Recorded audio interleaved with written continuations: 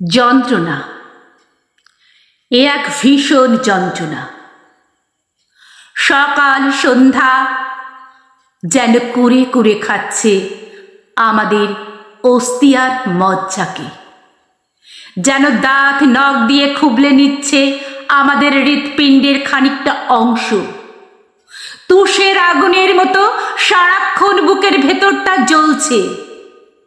ঠিক ঠিক, এ জ্বালা বা যন্ত্রণা শুধু তোমার কিংবা আমার নয়।